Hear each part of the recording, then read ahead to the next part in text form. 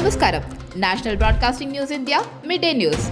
ഇന്നത്തെ പ്രധാന വാർത്തകൾ. മുതിർന്ന കോൺഗ്രസ് നേതാവ് ഡോക്ടർ ശൂരനാട് രാജശേഖരൻ അന്തരിച്ചു. എറണാകുളം അമൃത ആശുപത്രിയിൽ രക്താർബുദത്തെ തുടർന്ന് ചികിത്സയിലിരിക്കെയായിരുന്നു അന്ത്യം. നിലവിൽ KPCC രാഷ്ട്രീയകാര്യ സമിതി അംഗമാണ്. സംസ്കാരം ഇന്ന് വൈകിട്ട് ചാത്തന്നൂരിലെ വീട്ടുവളപ്പിൽ നടക്കും.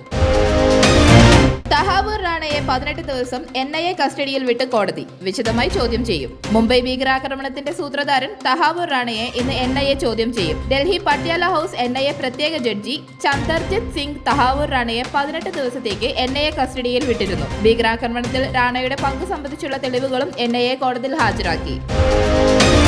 തിമിംഗല വിസർജ്യവുമായി മലയാളികൾ അറസ്റ്റിൽ. വിരാജ്പേട്ട തിമിംഗല വിസർജ്യ വിൽപ്പനയ്ക്കെത്തിയ മലയാളികൾ അടക്കമുള്ള 10 അംഗ സംഘത്തെ കുടക് പോലീസ് അറസ്റ്റ് ചെയ്തു. കണ്ണൂർ, വയനാട്, തിരുവനന്തപുരം, കാസർഗോഡ് ജില്ലകളിലും കർണാടക ഭദ്രാവതി ജില്ലയിലുമുള്ളവരുമാണ് പ്രതികൾ. 10 കോടി രൂപ വിലമതിക്കുന്ന തിമിംഗല വിസർജ്യം നോട്ടെണ്ണുന്ന 2 മെഷീനുകളും തൊണ്ടിമുതലുകളുമായി പ്രതികൾ സഞ്ചരിച്ച 2 കാറുകളും പോലീസ് കസ്റ്റഡിയിലെടുത്തു. മുൻ ധനകാര്യ ചീഫ് സെക്രട്ടറിക്കെതിരെ CBI അന്വേഷണം. മുൻ ചീഫ് സെക്രട്ടറി KM എബ്രഹാമിനെതിരെ CBI അന്വേഷണത്തിന് ഉത്തരവിട്ട് ഹൈക്കോടതി. വരവിൽ കവിഞ്ഞ സ്വത്ത് സമ്പാദിച്ചെന്ന ആരോപണത്തിലാണ് CBI അന്വേഷണം. KM എബ്രഹാം 2015 ധനകാര്യ വകുപ്പ് അഡീഷണൽ ചീഫ് സെക്രട്ടറിയായി ചുമതലയിലിരിക്കെ വരവിൽ കവിഞ്ഞ സ്വത്ത് സമ്പാദിച്ചെന്ന് ആരോപിച്ചായിരുന്നു പൊതുപ്രവർത്തകനായ പുത്തൻപുരയ്ക്കൽ ജോമോൻ ഹർജി നൽകിയത്. ഈ ഹർജിയിന്മേലാണ് ഹൈക്കോടതിയുടെ ഉത്തരവ്. മാളയിലെ 6 വയസ്സുകാരന്റെ മരണം കൊലപാതകം. മാളയിൽ നിന്ന് കാണാതായ 6 വയസ്സുകാരന്റെ മരണം കൊലപാതകമെന്ന് സ്ഥിരീകരിച്ചു പോലീസ്. അയൽവാസിയായ ജോജോയാണ് കുട്ടിയെ കൊലപ്പെടുത്തിയത്. ജോജോ കുട്ടിയെ ലൈംഗികമായി ഉപദ്രവിക്കാൻ ശ്രമിച്ചുവെന്നും കുട്ടി എതിർത്തതോടെ കൊലപ്പെടുത്തുകയായിരുന്നു എന്നാണ് പോലീസിന്റെ നിഗമനം. പ്രതി ജോജോ മറ്റു പല കേസുകളിലെയും സ്ഥിരം പ്രതിയെന്ന് പോലീസ്. എൽസൺ എസ്റ്റേറ്റിന് ആശ്വാസം. സർക്കാർ 17 കോടി രൂപ കൂടി കെട്ടിവയ്ക്കണം.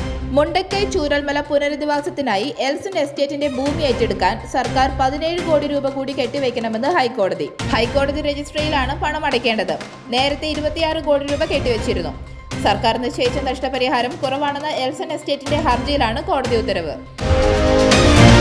SFI KSU പ്രവർത്തകർക്കെതിരെ കേസെടുത്തു പോലീസ്. കേരള സർവകലാശാല ആസ്ഥാനത്തെ സംഘർഷത്തിൽ കേസെടുത്തു പോലീസ്.